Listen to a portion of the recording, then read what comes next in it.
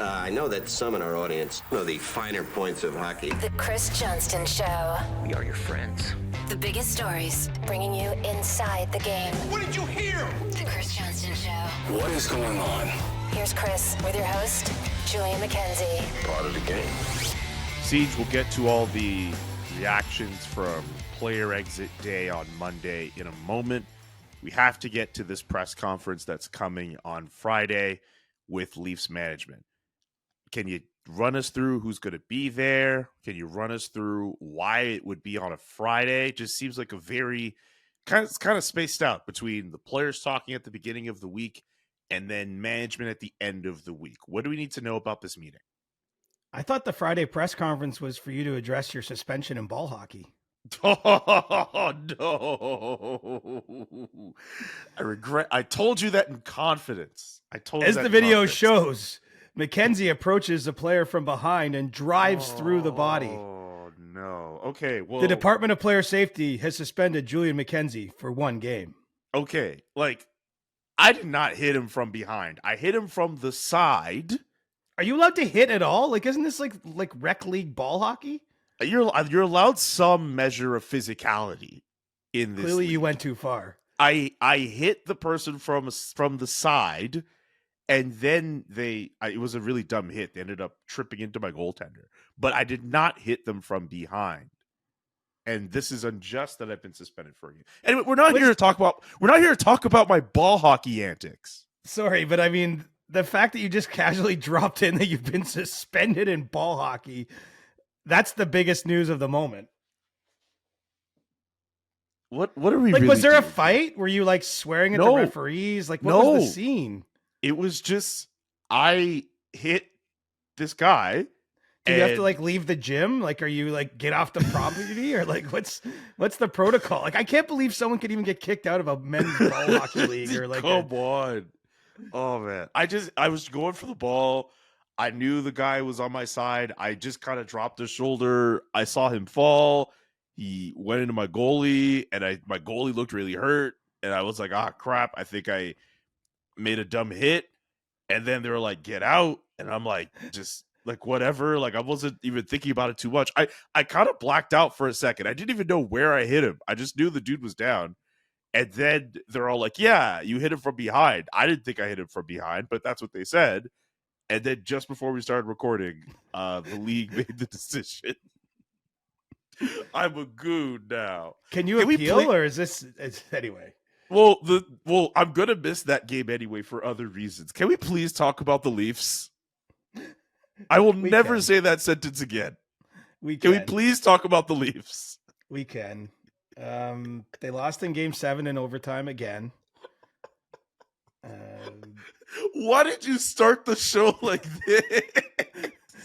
Well, because I literally think it's more interesting than what I'm about to say. That's why. You always go with your best content right at the top, bud. You absolutely do. That's very fair. Okay. But, so what's going to happen with this press conference on Friday? I said meeting. I did mean meeting. I meant press conference. Well, I mean, I don't think it's definitely a break from the Leafs' normal routine. Every team handles end of season a little differently. The Leafs typically, in my time, which is 15 plus years of doing these things, have done it all in one day. That being their players speaking, their head coach speaking, and then whichever members of management speak. I think partially, quite honestly, it's because this market is pretty loud as it is, and the more you delay it, the more you kind of open the conversation in the marketplace to be still being had. But the truth is, by having management go on Friday, you do allow a little bit of time for the dust to settle. You certainly allow for some decisions to be made or a path to be charted to some degree from, the break at the end of the season. So it's a little bit maybe less of an emotional press conference and more of a, here's where we're at. This is how we enter the off season. This is what we're thinking. And specifically in this case, I do think that there's a decision still being deliberated about the future of head coach Sheldon Keefe. And, it's not a slam dunk that it's going to go either way. I don't even want to handicap it or put percentages or anything like that on it. But, the fact remains that as we record here on a Tuesday morning, 2 days after the end of the season, two and a bit, it's not certain that Sheldon Keefe will be back. It's not certain that they're going to fire him. And so, I think that the other notable part is there's been some speculation in Toronto specifically about the future of President Brendan Shanahan. The organization has brought in a new president above him, in Keith Pelly in the last month. And the fact that Pelly, Shanahan, and Brad Treliving, the Leafs GM, will be at the Friday morning press conference, I think is a pretty good sign that Shanahan's in the clear, that he will be back. But, they're going to have to answer something has to change, right? I mean, they have been the kings of run it back. I don't think you can run it all back again. I've thought before now in prior seasons, it was probably the time to move off this idea of a core four, not because any of those players individually are bad or anything like that. I just think there's too much of a price to be paid in a hard salary cap league to spend that much money on four forwards. It's not like, I have no doubt if they choose to move on from one or more of those players, that those players will go on and have success somewhere else. That's not how the conversation should be framed. I don't think this is about running somebody out of town. I don't think it's, trying to say that, you can't win with player X. I just don't think you can win with player A, B, C, D, and E. If you want to even go to Morgan Riley, like spending that much on the top of your roster just does not leave enough to go to the bottom. And so I think a hard decision needs to be made. So that's a long way of saying the first shoe to drop for me is Sheldon Keefe either being confirmed as the coach that stays on or, perhaps being fired. Then we get Friday's press conference. I would assume that will happen either in conjunction with that press conference or before it. And then we get into the offseason. And obviously, I think it will be kind of an interesting one in Toronto because the 5 players I just mentioned, management might even reach the conclusion one or more of them have to go. They all have no movement clauses. So there is a world where the Leafs management actually wants to shake things up at the top of the roster and isn't able to do so. And so those are the answers we're looking for Friday. How do they proceed? How do they view this? How can they try to have it be a different outcome next spring than what we've seen the last 8 springs? I still think the move is to move on from Sheldon Keefe. I believe I've had that opinion from last season, but do you get that sense they're leaning either way when it comes to his future? I think the feeling seems to be that there's not a clear upgrade on him out there, which it's not the same thing, right? I mean, we've seen 17 coaches fired in the last 13 months. Rick Bowness, I'm sure we'll get to him a little bit later, but he retired from Winnipeg. So there's been 18. He's the 18th coach that has left his post in the last, more than half of the league has turned over its coach in the last year is basically what I'm getting at. Yep. And so clearly that's a trend in the league that when you are trying to make a change, a significant change, that is the change you can make most often at a time when I think it's harder to move on from players. So many no movement clauses out there, so many big contracts that are difficult to trade. And so I do think that is a very distinct possibility that even in a world where, they're not looking around saying, okay, there's like 5 coaches that are clearly better than Sheldon Keefe out there. We have to make this change. I don't think that's actually I think that's what's making it difficult is there's an internal view that Sheldon Keefe had a good season. The Leafs played a meaningful amount of games with their third goaltender in this regular season. They were missing significant chunks of their blue line. Even in the playoffs, they played 3 games without William Nylander, 2 games without Austin Matthews entirely, plus another 3 where he was dealing with illness or injury. And they still got to being 1 shot away. I think that there is a case to be made that Sheldon Keefe actually had maybe his best season as a Leafs coach. That still doesn't change the fact that we're doing the breakdown day much sooner than the organization would hope or expect to see it. And so it's a kind of a weird set of circumstances. Sheldon Keefe is the 5th most tenured coach in the league. 3 of the guys ahead of him have won a Stanley Cup with their team, that being John Cooper, Mike Sullivan, and Jared Bednar. The 4th most tenured coach, 1 spot ahead of Keefe, is Rod Brindamore, who's won at least one series in all 6 years he's been the Hurricanes coach. His team's still playing, so there's still a chance for him maybe to add a Stanley Cup to his roster. And the Leafs in that window of time have only won the 1 playoff series. So, Sheldon said it himself. I thought he acquitted himself very nicely, Julian. I don't know if you saw his any parts of his interview, but I saw bits and pieces. Yeah. Yeah. He took responsibility and he said, it's a results business. We didn't get results. We didn't meet expectations as the head coach. That's on me. And ultimately what that might mean is when it comes time to make a decision about the first big change that they're going to make this offseason, it might end up being him. Not saying he's necessarily the most deserving, but he's the easiest one to make that decision on because all they need to do is pay him some money, and MLSE has lots of money. But they could have even more money had they played into the spring, right? I mean, like a lot has got left on the table by this team over those years where they've fallen short. I mean, there's a real price to be paid for losing 6 straight game 7s because that was at least 2 more home games in each of the next rounds and possibly 3 or 4 that you're passing up. Not that we're worried about MLSE's finances, but I'm just saying that there's downstream effects when you don't have the success that they wanted. And, they coughed on it, man. Again. Like it's hard not to see it that way.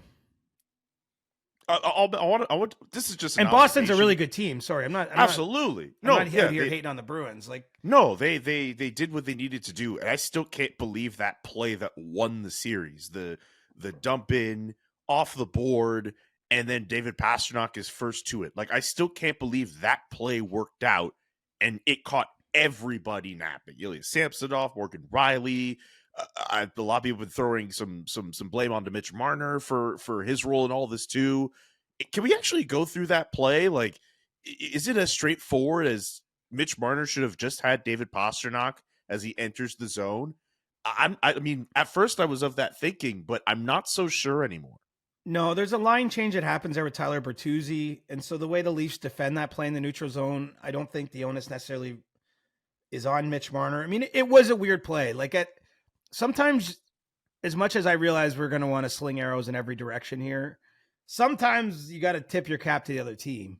Yeah. Like it's funny. William Nylander actually pointed out, he's like, that's a play you might see occasionally in the regular season where a team pulls something like that off. But it's like they'd never seen the Bruins try that in the playoffs. And I'm not making excuses, but it was weird. Like even in the building, it was weird. Like it was like, what the hell just happened? Like there's been no space in this whole game for either team. Like both teams defended really hard to finish out that series. And all of a sudden you have Pastrnak with speed, with the puck on his stick and a chance in alone on the goalie. I mean, the worst guy, if you're the Leafs side of that, the Leafs had a breakaway in that game. And with respect to him, it was Connor Dewar who had a breakaway, right? I mean, you'd much rather have like in game 2 an Austin Matthews breakaway or in game 6 a William Nylander breakaway. I mean, both of those ended up in the net, much like the David Pastrnak, maybe don't call it a breakaway, but in alone on Samsonov. And so it was a strange play.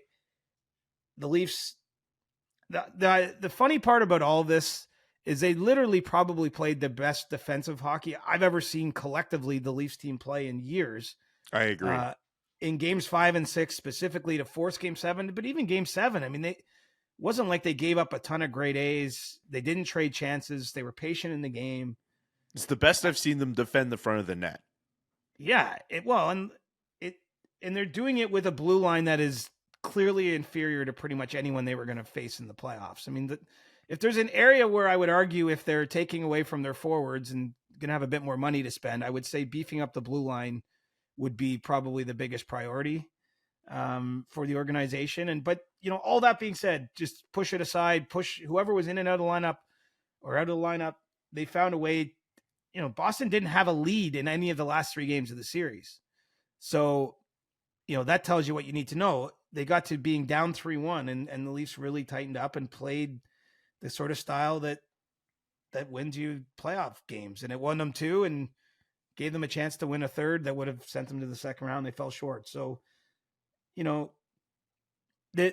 the problem though, ultimately is you still have to view this across 8 seasons to me, or 5 seasons. Like maybe you don't go back to when, Marner, Matthews and Nylander were rookies. Cause it's a bit apples to oranges at this point. I mean, when we're talking about, players that have become that are at the peak of kind of what they will be individually, you would think in their careers just by their ages. And, the mix has not worked. And I think a lot of it is quite frankly due to they haven't had enough money to spend elsewhere on the roster to get through even the first round consistently, let alone going on long playoff runs. If they bring all 4 of them back, it's going to be a hard story to sell, put it that way, that anything is going to be different when it really matters next year in the playoffs. Before we get to some quotes, just listening to you talk about how Sheldon Keefe's season is going, and I get that his future is up in the air, but seeing that Keith Pelly, Brendan Shanahan, and Brad Treliving are going to be at that press conference on Friday. This is just an early read from me. It seems like there's going to be they're going to run it back, especially with all those guys on NMCs as well. This smells of them running it back. I mean, I hope for the sake of the Leafs and their fans, I hope I'm wrong, because they really need to make some changes. But it kind of sounds like they are going to run this back. Well, we need to underline this and highlight it with like yellow marker here. It doesn't even matter if they don't want to run it back. They might not have the chance to run it back.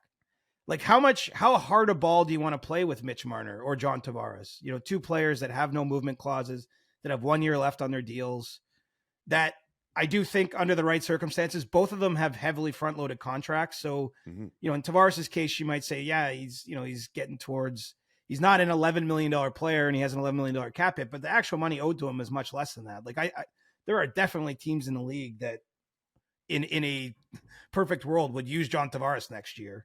But I just don't know. Are you going to go to your captain and the guy who chose you in free agency and strong arm him into leaving or trying to?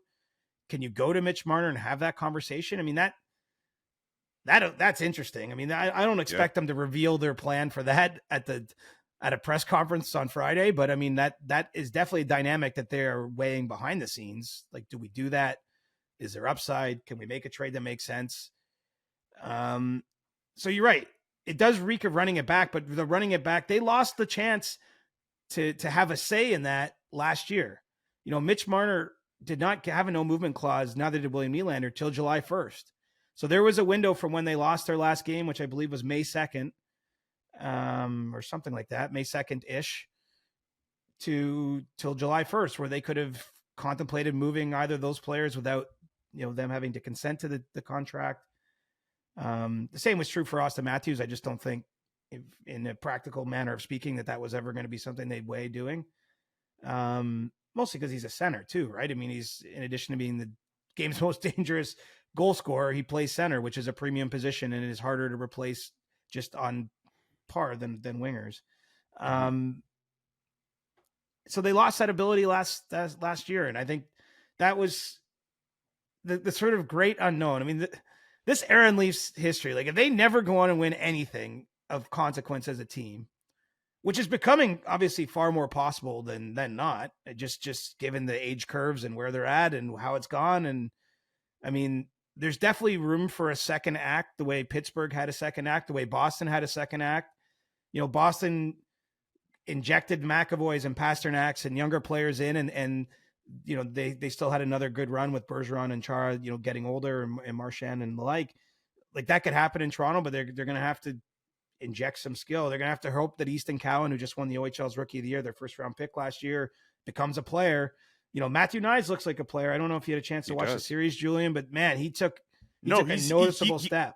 I think, and maybe this is a take, I think he played like the best forward in that series. He did the dirty work in the corners. He got chances on net. He won a game in OT.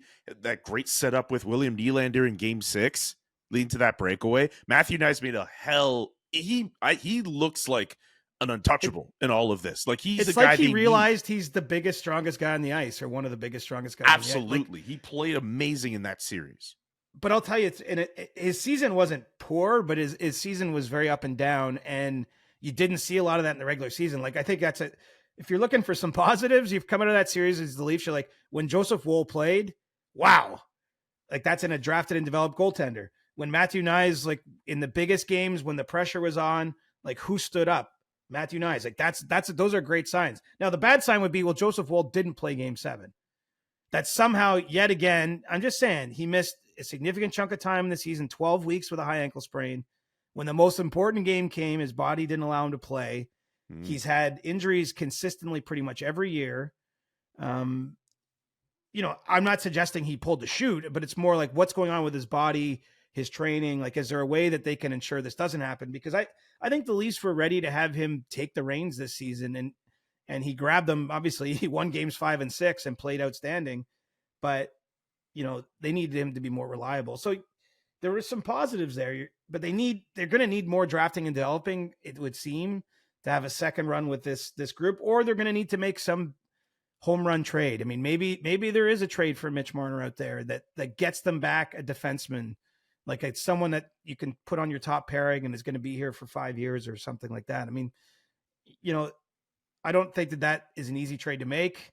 You probably need some things to come together, but this is the exercise now in front of management. I just don't think they may have to bring back all 4 forwards next year, but it's going to be just I can't imagine they're doing that while extending Tavares and Marner. Like I think you're basically probably walking on to free agency if you do that, just because clearly, like I feel like I'm hitting my head on the wall, man. You can't do this again. You can't go through this again. We all see it. One other thing with Joseph Woll, though, you mentioned the injuries. I mean, you mentioned the injuries with him. Yeah. I mean, do you think the Leafs would still be confident enough in him to be their number one next year? Do you see them saying, hey, maybe let's get a veteran in the offseason to kind of work in tandem with him? Maybe they make a home run trade there. There's probably going to be a few goalies available this offseason. I think they're probably getting 2 veterans would be my calculation. I mean, Samsonov, Martin Jones, and Matt Murray are all pending UFAs. Now, it's possible one of those players is back. It's too soon to say one way or the other that way, but I would think that they're signing at least 2 veteran goaltenders with some NHL track record, just to have, one of them will be kind of slotted unofficially in the number 3 spot. But right now, I don't think you can say 100% Joseph Woll is their number 1, because there's too many questions about the injury history, frankly. And I think that that'll be something that they dive into this summer a little bit is there something about his training? Is there something they can change, right? I mean, if it's sort of like how my view on the roster, if you want a different outcome, you've got to change something. I mean, if Joseph Woll is to have a healthy season, now some things are bad luck, of course, like injuries are part of the sport that players in all positions, all age classifications in junior hockey and college hockey in the NHL and the AHL, I mean, players get injured, but it's been a troubling pattern, I'd say, in Woll's case. And it's pretty costly in the end. I'm not hanging game 7 on Samsonov. You only allowed 2 goals. You gave your team a chance to win. But that being said, like the tying goal and his teammates definitely had a chance to clear the puck. So again, he's not alone on this, but he doesn't seal off his post. He's beat short side. And, I don't know about the last one. I mean, Pastrnak gets in alone on you. Easy for me to sit in the press box, like chewing on my Mike and Ike's or whatever the candy they serve there, the TD Garden press box, and be like, well, I should have poked in that press box. Yeah, but he should have poke checked him. It's like, okay. Yeah, I mean, yes and no. Like, probably shouldn't have let David Pastrnak in alone on your goaltender in overtime. I mean, that's I have a bigger issue with that probably than Sam. But point being, if Woll was in the net, maybe it's different. Who knows? If William Nylander plays the first 3 games, maybe it's different. Those things didn't happen, and the Leafs didn't find a way. And I think, they are facing real fatigue in this market. From the fan base, probably from the media too, to a degree, about just same old. Like, I don't know how you bring it back. Seriously. Like I am it was already awkward enough to go through an end of season day on Monday with this team. If they're bringing back all the same pieces and I'm just fast forwarding to September 16th or whatever day we're doing the welcome to camp. And it's just like, same questions, same guys. We're close. You're not close. It's going to be You're not close. You're not close. Dude, it takes 16 wins to win the Stanley Cup. The Leafs have 16 playoff wins in their last 5 playoffs combined. Oh, that's painful. Like, everybody over the years has said, well, it's like Ovechkin's Capitals had to learn how to win, and Yzerman's Red Wings. Ovechkin's Capitals consistently were getting out of the first round before they eventually got a Stanley Cup. Yzerman went to, I think, 2 or 3 conference finals with the Red Wings, and they went to a Stanley Cup final in 95 before winning for the first time in 97. Like, they were knocking at the door in a more meaningful way. The Leafs have not, other than the one weird year in the pandemic, they've not won their division in the regular season. They've not won a President's Trophy, and they've only won one first-round series and then got their ass handed to them immediately right after that happened. And so they have been a top team by points. They have won lots of individual awards as their players. We've seen Matthews and Marner and Nylander rewrite the team's record book. Like their names are all over those things, but they have not as a team been anywhere close to winning a Stanley Cup. And so I don't even think we should allow them to have that conversation to start next year if they haven't made significant changes. I mean, I just, in theory we can say, and I know we've talked about our show, like, oh, there's parity in the league. Like any team could win. I mean, yes and no. There is the odd team that catches fire and you don't see it, but there's not really that many surprises. I saw a lot of people go like 6-2, 7-1 with their first round picks because by and large, it was a pretty predictable first round when the dust settled. And the Leafs predictably are done, is my point. A lot of facts being spewed just now by CJ. Let's get to what was said yesterday. Let me take another haul on my coffee here. What are your takeaways from exit day? Who said something that really caught your ear and made your eyebrows stand? Let's go through exit day. William Nylander brought a little bit of edge, but what I would mean is positive edge. Yeah. Like I don't mean that I'm like, oh my God, how could he be? But he was like pushing back on some of the questions, again, in a polite way, like in a professional way. He showed a degree of defiance that frankly I like. Like William Nylander had a tremendous season. He arrived, if we're going to do the whole like first day, last day thing, he arrived with the story on the first day camp. You didn't get a contract. Like, how are you going to deal with the pressure of having to earn your next deal? And how's this going to play out? He has a ridiculous start to the season, including single-handedly pretty much winning the Leafs 2 games in Stockholm in front of like 80 family and friends, earns his monster deal, gets close to 100 points. I know he fell just a little short. Unfortunately, has to miss time with like crazy eye migraines where he couldn't see properly, which doesn't sound pleasant. Re-enters the series, scores the last 3 goals of the series for the Leafs, including, getting them through that game 6, giving them a chance to win game 7. And then, has that moment with Mitch Marner on the bench, basically grow up, which I think is a good message for everybody, honestly. Like it at this point in time, there's no point in crying. There's no point in butting. There's no point in like, it's hard. Like it is friggin' hard to win in this league. You see it. It's just as hard for every single team, honestly. Like I just don't buy this notion it's somehow more difficult in Toronto or a place where there's like a few more microphones and social media is a cesspool. But other than that, like the Leafs don't get any excuses. And so I like William Nylander start to finish this year. The only other one that really stood out was Ilya Samsonov, actually, without difficult questioning. Like he took ownership. He's like, I allowed too many goals in this series. I understand why they put Joseph Woll in. Like, it's not my first time going through this. Like, I wasn't good enough. Like, I still think the Leafs could benefit from more of that from more of their players.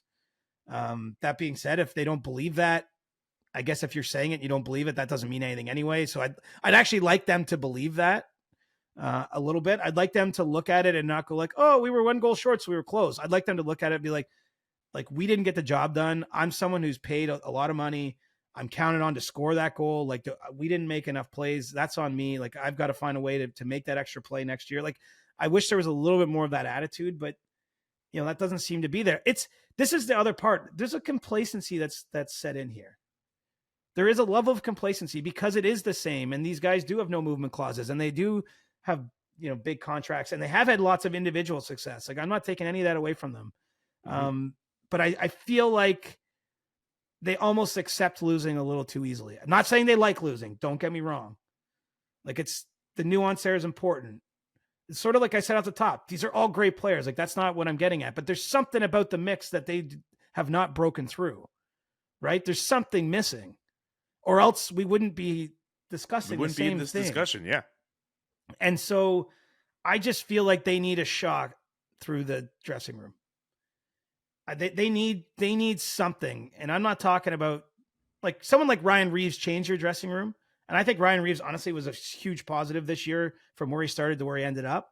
But because he's a loud personality, because he's not afraid of, I don't think behind the scenes afraid of a little confrontation or calling someone out. Like I think that he helps change a dressing room, but I think they need a lightning bolt fired through there. And I look back, the year Florida won the President's Trophy, gets swept by Tampa. And obviously circumstances like this don't arise every year, but they traded Jonathan Huberdeau. Like the other side of that Tkachuk trade is like, that was their guy. Like he'd been with that team for a long time. He'd been their best player for a lot of years and they made a gutsy move. I know it's worked career season 2. Right. And I know it's worked out great. So you might say, well, you're just saying that with the benefit of hindsight, but like in the moment, there was a world where, Matthew Tkachuk wouldn't excel the way he has in Florida. Like it's worked out perfect from the Panthers end. But I'm saying that the fact that they went through that year where they had tons of regular season success, their playoffs were disappointing. They made a really difficult call on a player that they liked and a person that was good to their organization. Like, I think the Leafs are there. Now, do I see a Matthew Tkachuk for them to add? Probably not. And so that is the other part of this is, I guess if you're making a bad trade and you're trading away someone like Mitch Marner, that doesn't really accomplish what I'm trying to get at here. But I think they need a massive shock to the system. And I'm not sure changing a coach alone does that. I think it involves really changing the stakes for the key players in the dressing room. And so, look, that's a big job, and, players earn no movement clauses. The Leafs have given them out like candy. The problem is, again, Brad Treliving might be sitting here thinking a lot of the same things as I'm saying, and there just might not be an action item if you've got a player that says, I'm staying. My contract pays me until June 30th, 2025. I'm staying until that day. I don't blame him for that. Any thoughts on what was said from Matthews about how he tried to describe what he was going through in the series? He didn't really give us too much detail, but just the fact that he wouldn't do that is interesting. It is interesting. I don't know why. Like, I haven't dug in on why he didn't do that. I mean, it's, typically teams, their general manager or whatever will come out and list the injuries. Like Julian Breezeboy did that in Tampa. I don't know if you saw, there's 10 or 12 players that had some form of injury. He like detailed when they suffered the injury, the nature of the injury, when they might've been back, all that stuff. I think in general, quite honestly, the Leafs could benefit from a little more transparency with this stuff, just because I think there's so much rumor and innuendo and bullshit that goes around because there's a vacuum of information. Like, obviously I'm a little biased here. I'm a reporter. It's nice to know things. That's part of our job. So I will acknowledge my bias and say that, I just think a little clarification more than what we got would have been helpful.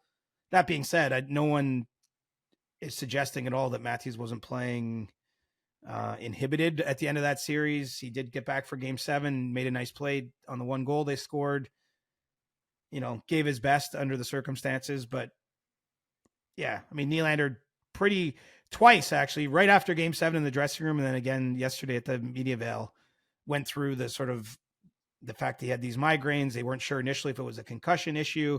He was saying they're still not entirely, like, they can't be entirely sure, but he had to wait until he had no more symptoms, and he actually couldn't see for a time with his migraines. He's played with a tinted visor for a couple seasons now and has talked in the past about having migraines. So it's not necessarily a new issue. It's just one that cropped up at an unfortunate time for him and for the team. But yeah, I don't have a lot of deep thoughts on Matthews. I mean, he had an unreal season and got at the wrong time. He got sick and he got injured, and couldn't be the kind of factor in the series you'd like. I mean, he still gets what? I guess he played technically 5 games. He had 4 points and, won them game 2, certainly on his own, or a big chunk of it was him, sets up the 1 goal in game 7. Like, if they had a 1 game 7, we're talking about, just funny how the alternate history here is different, right? Like, Sheldon Keefe brought this up, but it's true. We're talking about how the Leafs, let's say they win in overtime. The Leafs win 3 straight 2-1 games to facing elimination without their best player for 2 of them. We're talking about how they've figured something out. We're talking about how Matthews battled through injury to get back. That's and you'd be on a beach right now doing this episode. Yeah, I'd be like burnt from my first run down in Fort Lauderdale and didn't put on the right sunscreen. You'd be making fun of me for looking like a tomato while I'm making fun of you for getting suspended in ball hockey. You'd be wearing a dress shirt outside, sweating and dripping while you have your outside setup. Oh man, where was that again? It was at the GM's meeting. Yeah. That's one of the funniest things. Oh my God. That was Pierre LeBrun taking that photo of you from how many feet away. That was humiliating. But I mean, sometimes you just gotta go to the dirty areas to get a pod done, man. Sometimes you just gotta do what it takes. Clearly. I appreciate it. You looked like a kid doing a PowerPoint presentation outside. Some kid doing some presentation. So, okay, last thing, and then we'll get to some of the other topics. So, any thoughts on the Mitch Marner quote heard round the world? We're kind of looked at as gods here. Can you add more context to that? And just your thoughts on that quote that's gone around and the Toronto Sun cover that has since. I still can't believe that was like you shared that in the group chat yesterday. I still can't believe that's a real cover of. It's really tough for me to describe. The Toronto Sun has been on a heater through this series. I don't know if you noticed all their covers. I don't know if a heater. For scorching hot takes. Yeah, I think that's a good way of describing it. After a Game 2 win that made the series 1-1, they had the Invisible Man with Mitch Marner. That actually was pretty cool. When they went down 3-1, they had Canashan, and it was like a Shanahan in like a garbage can. They had Mitch and Moan at one point. He was on the head. Like, this is all in the last week or 10 days. And then I'll say this.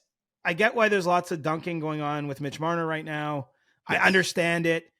He needs to be better if the Leafs are going to have success. He had 3 individual points in the series. None of them really that consequential in the end. And, that's his worst performance in 8 playoffs individually in terms of just sheer production. There's obviously more to his game. He's part of their penalty kill, and they did get some big kills late in the series. He's also part of their power play along with the other top guys, and that just didn't get the job done. Probably the main reason they're not still playing is that they were 1 for 21 on the power play in that series.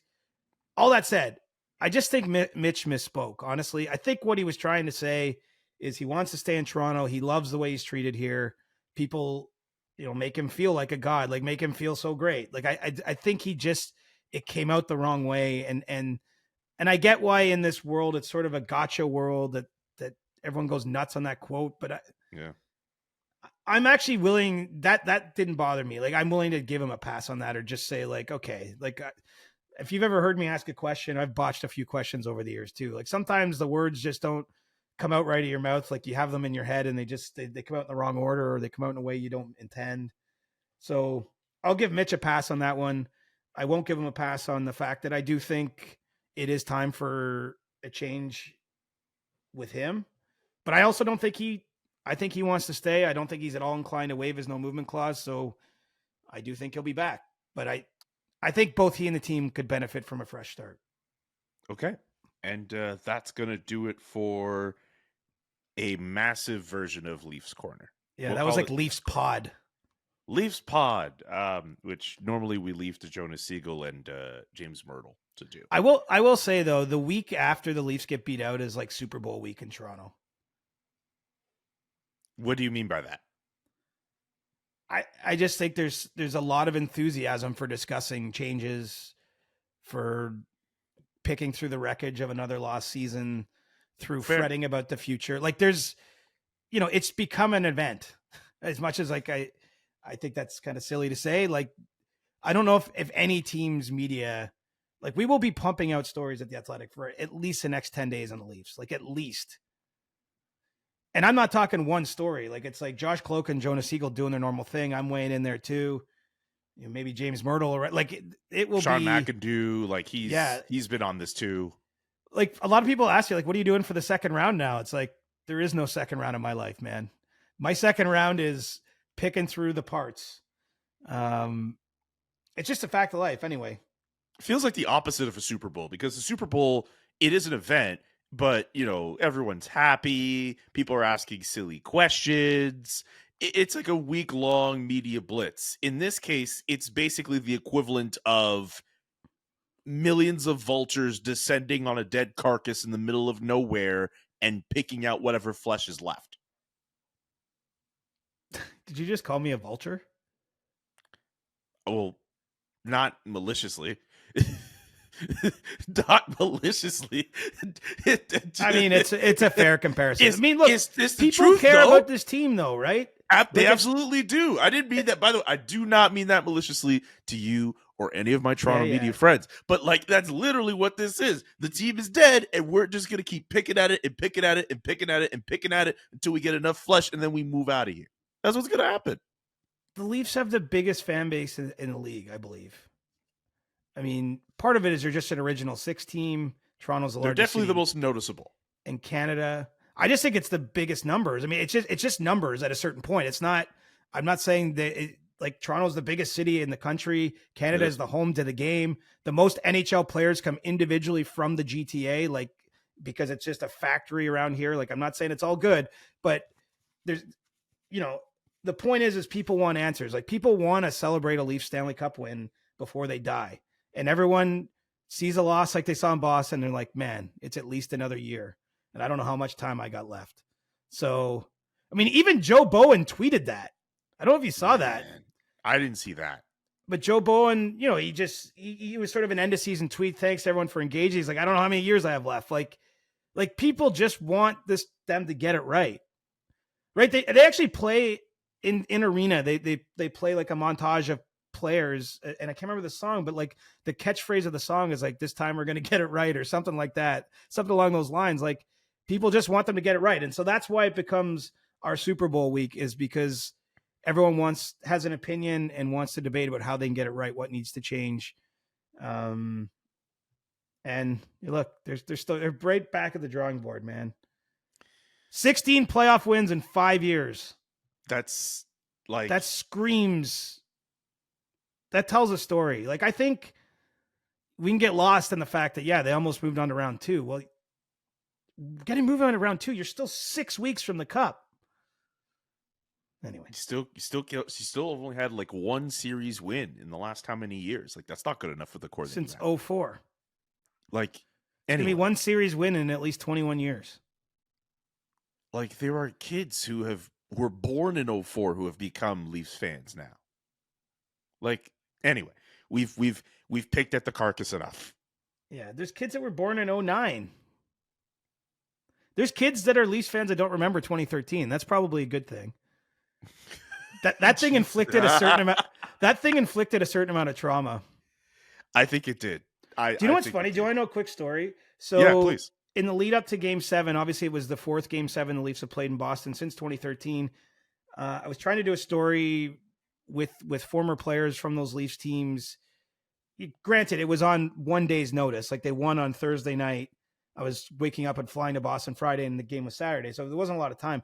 But I reached out to something like 12 or 15 players that played those previous Game 7s.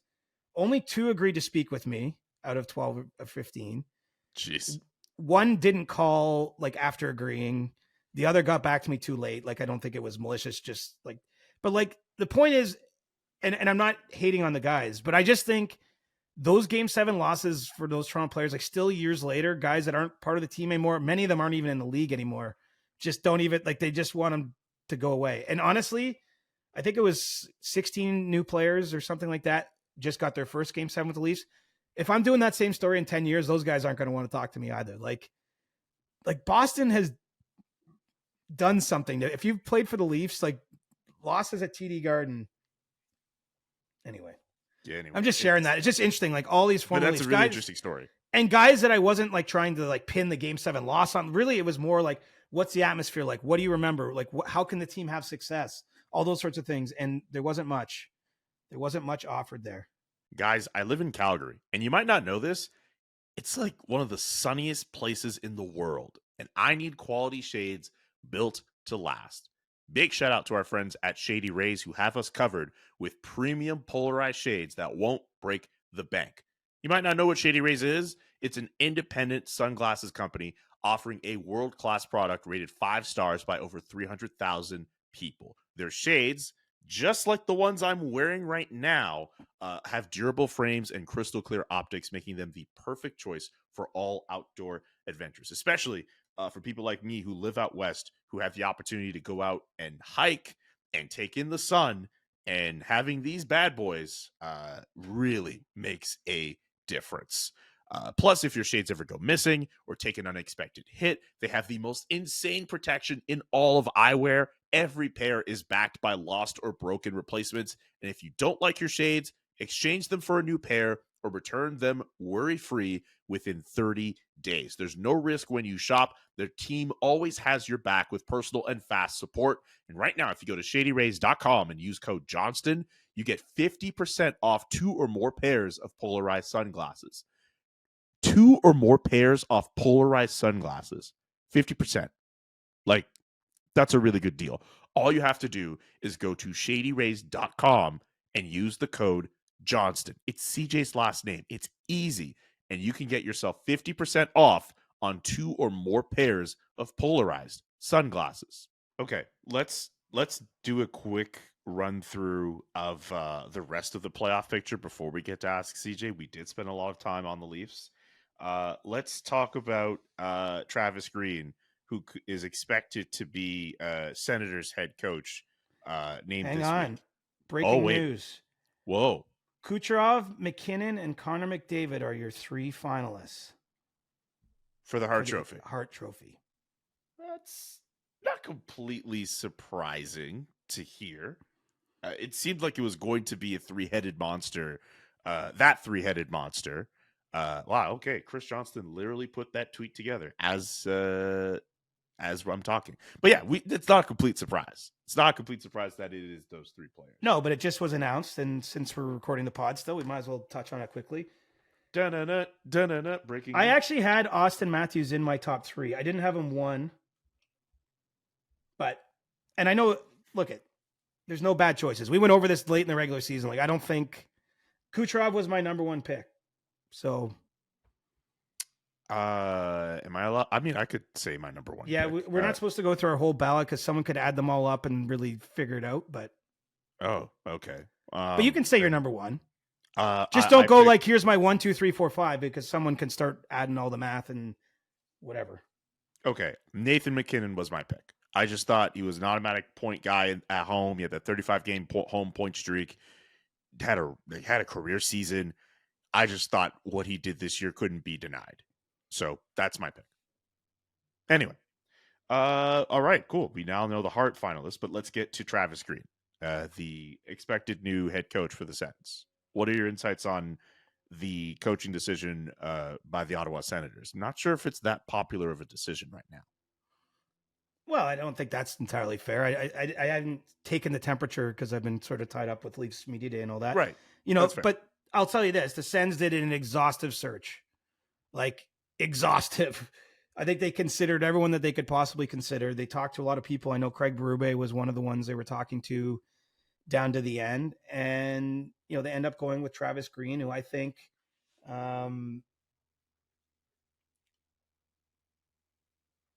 is something else breaking? Darren Drager says Macklin Celebrini and Adam Fantilli are leaving Team Canada at the World Championships. Oh, that's odd. Celebrini is obviously tied to the draft lottery. And yeah, so Celebrini is supposed to be in studio for the draft lottery that's supposed to take place Tuesday evening. Yeah, there you go. Pierre-Luc Dubois, Nick Paul, and Brandon Hagel have all been added. Okay, so why did those 2? That's a very interesting. Anyway, sorry, news just popping. No, please. It's normally when that happens, it's like, okay, something's coming. The thing is, I don't know enough about it, and so I don't want to even guess. Like there could be just an injury or something, right? Like obviously, players at the World Championships don't want to get injured, even if it's a minor thing. It might be best to shut it down. So like, I don't want to even guess what's going on there. But anyway. Back to Ottawa, the exhaustive search, as I mentioned. And, I think Travis Green did a lot of good things in Vancouver, quite honestly, and showed an ability to work with early career Quinn Hughes, early career Elias Pettersson. And so as we get ready for a Vancouver Edmonton series, like Travis Green's fingerprints are on this Vancouver team that's had a lot of success this year. I mean, full credit to Rick Tocchet. I know Bruce Boudreau was there in the middle too, but, Green was there for years and had these guys early in their career. So, when you have what is still a pretty young Senators roster, I think definitely needed a new voice. Might need a little bit of tough love. I think Travis Green sets up well as someone to do that. And so, personally, I don't see any issue with the hiring or have any real concerns. I'm going off of reaction when I say it's not a popular decision, and that's not me editorializing for what it's worth. Do we have more breaking news? Drager, my colleague Darren Drager from TSN follows up and says both Macklin Celebrini and Adam Fantilli were initially accepting their invite to the World Championships with the understanding they may not have a roster spot if more experienced players were made available. Both were also given the opportunity to stay in Prague or return home. So this is just because, we see there are 3 veteran players added to the squad. So this is literally just, they're basically given conditional invitations. Yeah, and that's it. To be honest, every country does this. It's a hard. I think you get to register 25 players total in a tournament. so you can add players as it goes along. Obviously, those that get beat out. But right now there's international games going on with Sweden and Finland, and they're playing with like domestic league players who will ultimately be replaced by NHLers when the real tournament starts. So this is not out of the ordinary. It's just, obviously Celebrini and Fantilli are young kids, with a lot of eyeballs on them. And so I think it makes a bigger headline in Canada. Okay. Rick, do you want to get to Winnipeg, or did Darren Dreger say every time you look off and you look at your photo, like, oh God, this is terrible. I am sorry to those of you out walking your dog right now. This is just terrible to listen to, but the dangers of recording during the day is things happen as we're recording. So that is true. Yeah. So look, Travis Green ends up in Ottawa. We're getting a little bit more coaching. Like the carousel is still spinning pretty significantly, but there's starting to be a bit more clarity, right? I mean, I mentioned Berube there. I think he's certainly had some discussions with New Jersey and is a possibility for the Devils. This morning, the St. Louis Blues confirmed that Drew Bannister will be back, have the interim tag removed. They did a bit of a search after their season and have given him a 2-year contract. So that's not a ton of job security. I think really what that tells you is he's got next season for sure. And then, they'll reassess at that point in time. LA has a decision to make with Jim Hiller. I think they liked actually a lot of what they saw from him as an interim coach, but need to decide what direction they're going. You still have openings. Help me out off the top of my head. I mean, potentially Toronto. Winnipeg has an opening now. We was going to get to Rick Bowness and the fact that he announced his retirement this week. Yeah, and they've had Scott Arniel on their staff, who's an experienced guy, but I don't think it's a slam dunk he gets the job. And so the Jets are going through a process. I mean, this has been an insane amount of coaching turnover. Seattle's got an opening after Dave Hackstall was let go. Yeah. And we'll see if there's any more. I mean, who knows? I mean, Rod Brindamore, it sounds like he's going to get his contract done in Carolina, but if he doesn't, I mean, first of all, he becomes a pretty attractive candidate to other teams, and obviously they would have a hole to fill there. I mean, there's a lot of moving parts right now around the league. It's a fascinating time. For Rick Bowness, one of the real gentlemen of the game. I don't know if you saw his press conference, but it was pretty emotional yesterday, talking about how he hopes to have impacted the lives of his players on and off the ice. I think based on the reaction and those I know around the league, I mean, he really was a treasured coach. I mean, he coached more than 2,700 NHL games. The biggest percent of that was as an assistant coach. And I think he was often kind of, the supportive type for his teams. I mean, everyone has a different role usually on a coaching staff. And, Rick's someone who's very well respected in the game and made the decision to retire. And, frankly, I know the season didn't end the way the Jets would want with how quickly they went out and the way they went out against Colorado, but they had a pretty good year for a team that I don't think many were predicting would make the playoffs. And, Bowness obviously had a big hand in that. Absolutely. We still have a few things before we should get to ask CJ. Do we want to talk about Oilers Canucks? Do you want any thoughts on Macklin Celebrini? Which topic do you want to take first? We'll do Oilers Canucks. I don't know if Hockey Twitter can handle this. This is the series that has, I just have this idea it's going to be a war on social media. Oh, I think it's already started. It's already started. It's too bad we have to wait 6 weeks for this series to start. Like, I feel like they should already be playing games in this series by now. You're right. You're absolutely feels like right. Everyone is predicting the Oilers are going to stomp them. I'm not so sure about that. I think I'm starting to get the sense we're sleeping on the Vancouver Canucks and how they've played this year and how committed they are to certain fundamentals. And if they get their goaltending back, right, like they could. It wasn't it really was not an inspired first round win over Nashville. Like, some of those games were a real slog. But they found a way to win them. And I think defensively, they do some interesting things. It's unfortunate they're not going to more than likely, have Thatcher Demko in the crease. That is a wild card. Although Artur Silovs came into the last series and you can't pick apart his performance. He's just a goaltender that's a little unproven. He's only 23. Obviously going to face a lot of firepower from the Oilers, a very dangerous power play. So I see why Edmonton's the favorite, but I think it's going to be a closer series than what I seem to be sensing in the, what the streets are saying. I'm not sure I buy it all. I don't even know if you know what the streets are saying. not them beyond the hockey streets.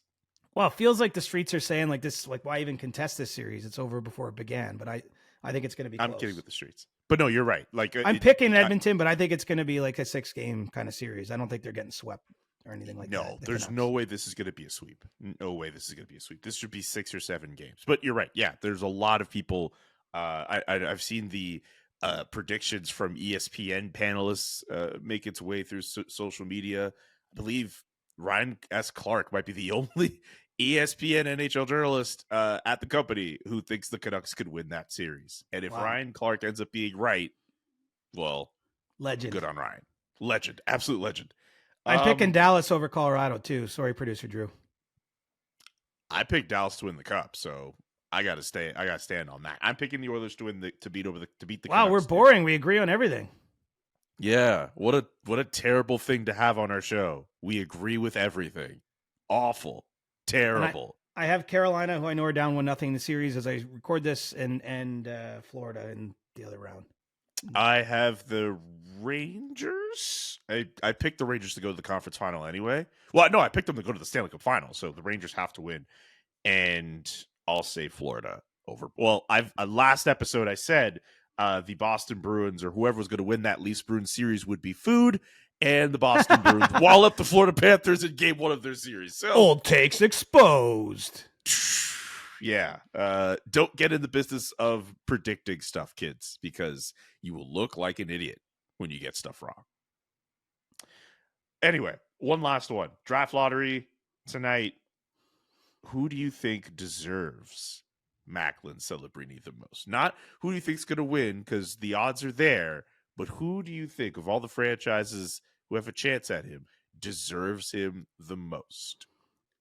I have to take issue with deserves, because it's like you're saying, like, who sucked with the most integrity or something? Like, all these teams sucked this year. I mean, you could take it as that. You could also just do more of a bird's eye view, and you look at everyone's teams and you're like, you don't even have to look at just this year. You could just look at their collective histories. And as a storyteller, I will say I hope he winds up in San Jose, just with the whole tie with his dad working for the Golden State Warriors and, you know, Steve Kerr and everyone there being behind him. I think that he could offer a real boost to the Sharks. The Sharks are 2 years away from being 2 years away as it is, and needed it, I mean, a lot. But this would be a nice start for them. It would be cool for Macklin Celebrini and his family, and I think it'd be kind of a neat story if he was playing in that marketplace. So, you know, and the Sharks also, it's not like this is an organization that's picked first overall a whole bunch or whatever over the years. So yeah, I will say they deserve him the most. But that being said, they were historically bad this year, or close to historically bad. So like it's hard to say deserves. I don't think anyone deserves anything when it comes to tanking to the bottom of the league. Deserving got nothing to do with it. Oh, I mean, they were so bad when David Quinn got let go. It felt like a mercy fire. Yeah. And they're nowhere. Like, it's not like next year is going to be. I mean, they might win a couple more games, but they got a long path ahead. They sure do. Anyway, they're also looking for a coach. We didn't even mention them, so there you go. Oh yeah, well, that's why I mentioned David Quinn, because there is an opening in San Jose as well. Openings around the league, and a bunch of coaches also let go this year before their extensions even kicked in. Really interesting time to be an NHL head coach. And Sheldon Keefe would fall into that same category if the Leafs do move on from him, because his extension starts this summer, 2-year extension. Yes. Okay. Add him to the list if he gets fired. If that happens. I have bad news about Ask CJ. The majority of the questions that we got are Leafs questions. Normally That's we fine. do try Let's to make do a it speed fun. round. Okay. Dave McPherson, what will be the biggest or most shocking move the Leafs make this season, whether it's moving Marner or letting go of Keefe or Shanahan? Is there something coming out of left field? I don't know if any of those things are left field, though, are they? I agree. I don't think any of those things would be out of left field. I mean, the only thing that I could say would be out of left field would be like trying to move Matthews or something. And I don't see that happening. So I don't think you're going to get a surprise. There's going to be change. You know, Keefe is a possibility. We'll see where they end up with Marner. But I don't think there's left field in this case. Like, left field would be trading Matthews or Nylander, and that ain't happening. Joe Diamond, if the Maple Leafs want to trade Marner and he doesn't want to move, what can the club do? Do they just let him walk to free agency? Do you trade Morgan Riley? What is the most likely move here? I think all you can do is try to make it clear that there's no extension coming, that it's in his best interest to move on, that they can, they'll trade him to the place he wants to go and he can get an extension right away, kind of like we saw with Matthew Tkachuk. Got an 8-year extension in Florida at the same time as that trade was made from Calgary 2 summers ago. Mm-hmm. That's really all you can do. And if he still says, nope, too bad, then the player has all the leverage. I mean, that the Leafs top players have all the control here. Management can try to steer them in certain directions. They can pressure them. They can make it uncomfortable. They can spell out all the reasons they should do it. But ultimately, the players got to decide. J Money 2.0, any early free agent targets for the Maple Leafs this offseason? Too soon. My brain isn't there yet. Sorry, J Money. We got lots of shows, though, before free agency. That's okay. Adil Pickle wrote in Discord, for the next pod, I would love to hear JM's opinion on the whole Drake and Kendrick beef. Holy. Are you up on any of this? No, I've seen the jokes, but I don't know any of it. Basically, just it's gotten to a point where it's a little nasty. It's a little basically like it's gone from just like it's not just a diss thing where one guy's saying they're better than the other. There's a lot of nasty stuff being thrown each other's way in terms of some very serious allegations. There have been some entertaining parts, like the idea of like this has never happened. I guarantee you in a rap beef where an artist drops a song and it's a whole big production, and then within the hour, the other person responds. That's still one of the most incredible things I've ever seen in hip hop history. Drake dropping a video for a diss song, which is really good, and that probably should have been his kill shot, and then Kendrick just immediately responds with something. That doesn't happen. That's like I can't think of a proper comparison for that. That is wild. But anyway, I've invested no time in it. I saw there was a shooting at Drake's Toronto house though overnight. That is also part of the nastiness. I don't know if it's related or what, but anyway. we should be careful with that because we don't know if it is, but ultimately people are going to lump that into the conversation. So all that to say, yeah, this is a really weird beef. And I can't look at either artist the same after what's been said about both of these artists. Anyway. Did you see Nick's Ask CJ question in the chat? Let's get to producer It's a Nick different Ask level CJ of beef. question. But he says, where was CJ when the reporters and cameramen were fighting each other after the Matthews scrum? Wait, I was standing. what? I was There was standing. a fight? Not a fight. I would say there was a argument. Okay. It's not on the level of Kendrick and Drake, but there was a lot of reporters in a small amount of space and a lot of cameras yesterday, and there's a little bit of a verbal tussle about who was standing where and how everybody was getting their job done. I was right behind it all. I was ready to jump in if need be, but I wasn't needed. You were ready to get suspended? Like how I got suspended? I wouldn't have been suspended. I would have been the peacemaker, man. Okay. All right. Right off the rails today. Right off the rails.